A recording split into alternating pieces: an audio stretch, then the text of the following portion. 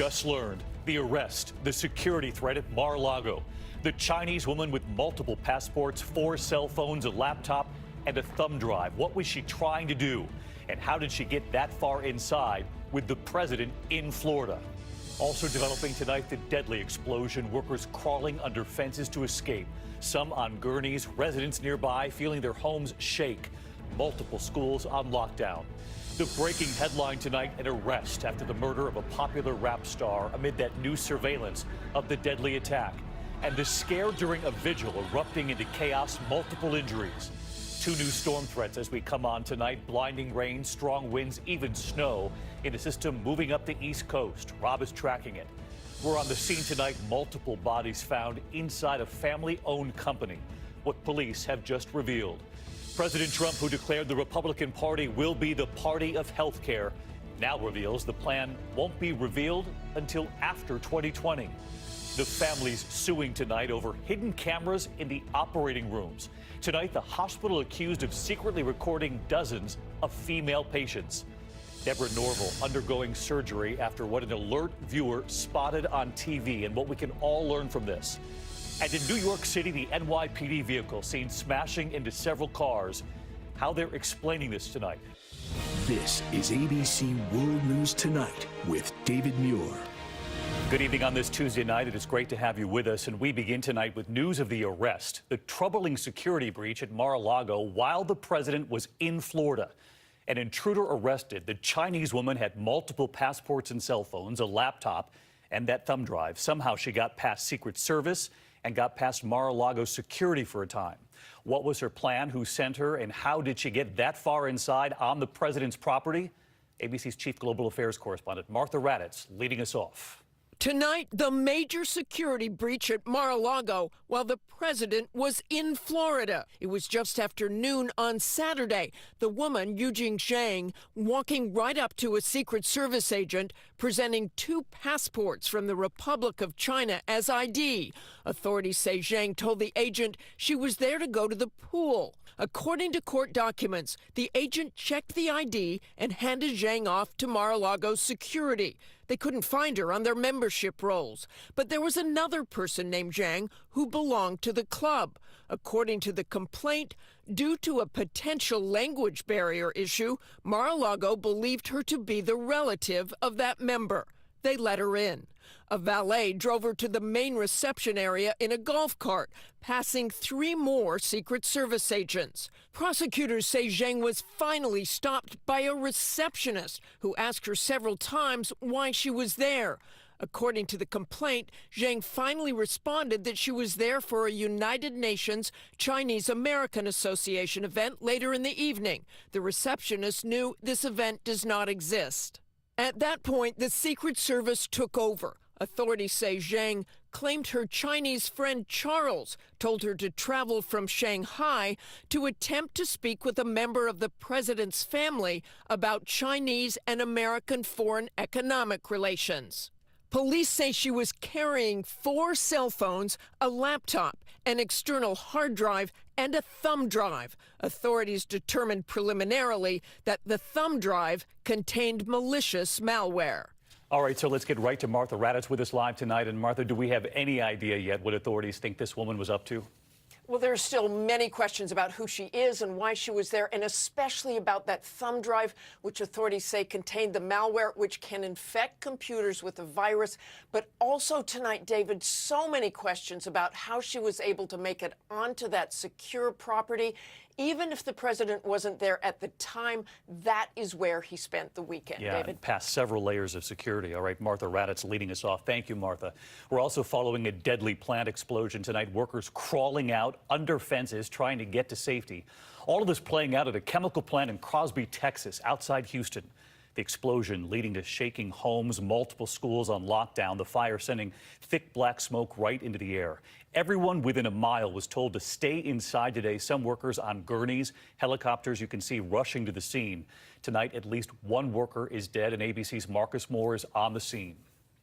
Tonight, a terrifying chemical plant blast, leaving 1 person dead and several communities outside Houston on edge. All units be advised, we got multiple injured employees at the chemical refinery. Flames and thick black smoke pouring from tanks. The incident beginning just after 11 o'clock this morning when officials say isobutylene, a highly flammable chemical, ignited. There was pops. I mean, boom, boom. Dozens of workers inside hearing radio chatter of a leak. They told us to get out the plant. There was a leak, and we were evacuating, and it blew up, and we had to crawl underneath the fence to get out. Life flight choppers quickly moving in. With one patient, he's got second and third degree burns in the face and hands. Authorities tonight saying one worker is dead, 2 more in critical condition. The blaze setting off the plant's automated water system while firefighters on the ground brave the heat and flames. There are still small explosions at this time. All residents within a 1-mile radius ordered to shelter in place. Students kept in schools. Air conditioning units in those buildings turned off. Other adults and children seen wearing face masks. There are some other chemicals in the complex that are concerning to us as well, so we're actively monitoring that. This comes just days after a fire at a different facility nearby burned on and off for days. At one point, officials detecting toxic benzene in the air. The EPA now monitoring air quality for this incident as well. But so far, saying despite this thick smoke, they have not detected anything of concern. Marcus Moore with us live tonight from the scene. Marcus, we know the fire is just out, that shelter-in-place order lifted, as you were telling us, but this refinery where the blast took place was already under scrutiny? Yeah, David, government records show a history of OSHA violations, and this company is facing a civil trial later this summer over allegations it violated clean air and water laws. Tonight, the company is apologizing for this latest incident, and the EPA right now has a plane in the air monitoring the air quality, and tonight they assure residents it is safe. David. Marcus, thank you. There is also breaking news out of Los Angeles tonight. An arrest just a short time ago in the murder of Grammy-nominated rapper Nipsey Hussle. These images just coming in tonight, police taking the suspect into custody. Authorities do not believe this was gang-related. What they're now saying about this tonight, and it comes amid that new surveillance showing the moment the artist was shot and killed. ABC's Adrienne Bankert from Los Angeles. Tonight, after an aggressive all-out manhunt, authorities say they've captured 29-year-old Eric Holder, the prime suspect in the murder of rapper Nipsey Hussle. There he is. There he is. The news comes just hours after police called for him to turn himself in. To Mr. Holder, who I am confident is watching this and is listening to these media accounts, I ask him to surrender. Police scouring surveillance videos gathered from the scene, including this one obtained by TMZ. It shows the suspect talking to Hussle, leave, then return before opening fire and escaping in a white Chevy Cruze driven by a woman. Police say his murder was not a gang fight, but a personal dispute. Overnight, a vigil for the Grammy-nominated artist in the parking lot where he was murdered. It turned into a stampede after someone brandished a gun. David, mourners continue to file in here at the vigil to pay their respects. Police say this was not gang-related, but a personal dispute. David? Adrienne Bankert with us again tonight. Thank you. We're watching 2 storm systems slamming both coasts tonight. In the east, one storm dropping unusual snow in North Carolina before bringing blinding rain and heavy winds right up the coast tonight. Rob Marciano is tracking it all for us. Rob? Hi, David. This storm has made a mess of the Carolinas today, and it's only strengthening as it heads towards the northeast tonight. You see it on the satellite picture there. The track is going to stay just offshore, fortunately, but that means Long Island and eastern New England get it. It should end during the morning rush for Boston, but 1 to 3 inches of wet snow in eastern Mass and Maine potentially throughout the day tomorrow. Our western storm gets into the plains for the afternoon. We're looking at a severe weather threat for the Texas Panhandle. Then that storm zone expands as it heads to the lower Mississippi Valley. Thursday is the day we're most concerned. David? Rob Marciano tonight. Rob, thank you. We also have new reporting this evening after that gruesome discovery inside a family-owned business. 4 people discovered dead, and ABC's Alex Perez is on the scene in North Dakota with what we've learned. Tonight, the murder mystery just outside Bismarck, North Dakota. Police asking for the public's help as they work to track down whomever murdered 4 people inside this management company building. The police chief here, like so many others, stunned. It's something that you'd never wake up in the morning thinking, geez, this is the phone call that I'm going to receive. Police making the chilling discovery Monday morning after responding to a medical call at RJR in Mandan. The company manages apartment buildings. Among the dead, police say the owner and this married couple pictured on the company website. The murders rocking this tight-knit town. Police say they believe the 4 were targeted, but revealing little else. It's a special kind of evil, that's all I can say. David, investigators have not revealed a motive, but say they do not believe the general public is at risk. They're reviewing surveillance cameras, but so far have not released a description of the suspect. David? All right, Alex Perez. Alex, thank you. Tonight, Boeing has now revealed they will need far more time than expected to install that software fix on its 737 MAX jets. So now the question, how long will those grounded jets sit there? And could this now begin to affect the busy summer travel season? Here's ABC's David Curley. With summer travel quickly approaching, it appears tonight these parked Boeing 737 MAXs, grounded, may not be available for several more weeks. Boeing, which planned to ask for approval of its software upgrade last Friday, is now asking for more time. We're working with customers and regulators around the world to restore faith in our industry. Boeing says it will demonstrate it's addressed all certification requirements, but will now ask for approval in the coming weeks. That could be up to 4 more weeks. The FAA saying it won't approve the software until it is satisfied.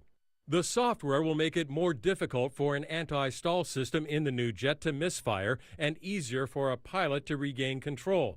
That system is suspected in 2 crashes of MAXs in the past 5 months, in which the jets nose down and up dramatically. American and Southwest, who together own nearly 60 aircraft, have been forced to cancel more than 200 flights every day.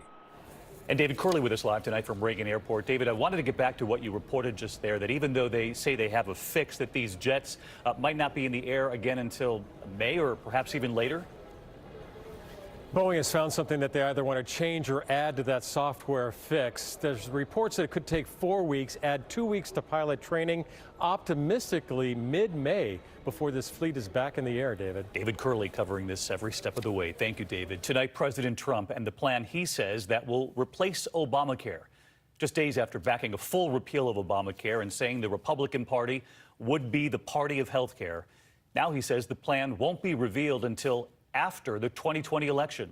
Here's ABC's chief White House correspondent, Jonathan Karl. 1 week after saying he would make the Republicans the party of health care. I understand health care now, especially very well. A lot of people don't understand it. President Trump now says that will have to wait until after the 2020 election. The backtracking started last night with a tweet. Vote will be taken right after the election when Republicans hold the Senate and win back the House. The president's initial promise of a Republican health care plan came after he decided last week to attempt to completely terminate Obamacare through the courts, a move that could leave tens of millions of people without health insurance. Now he's saying the Republican replacement plan will have to wait. If we get back the House, and on the assumption we keep the Senate and we keep the presidency, which I hope are 2 good assumptions, we're going to have a phenomenal health care. The about face comes after Republican leaders in Congress told the president they had no interest in pushing through a health care bill anytime soon. I made it clear to him we were not going to be doing that in the Senate. Republicans have yet to present a plan to replace Obamacare, but today the president implied he already has one. When the plan comes out, which we'll be showing you at the appropriate time, it's much better than Obamacare. So when the plan comes out, you'll see it. John Karl with us live tonight at the White House. And John, President Trump talked about that plan right there. He said when it's available, the public will see it to replace Obamacare. And I know our team reached out to Republican Majority Leader Mitch McConnell's office. Are Senate Republicans aware of any plan tonight? No word on that from the Republicans. But, David, if there is a plan, it is one of Washington's best-kept secrets because nobody seems to know what it is. John Karl live at the White House. John, thanks as always. Next here tonight to Inside Edition host Deborah Norville, who underwent surgery today after a viewer spotted something while watching Norville on TV. Tonight, how Norville is now doing and what we can all learn from this. Here's ABC's Ariel Reshef. Tonight, Deborah Norville out of surgery after doctors removed a cancerous nodule from her thyroid, reporting everything went great. The host of Inside Edition revealing her diagnosis Monday.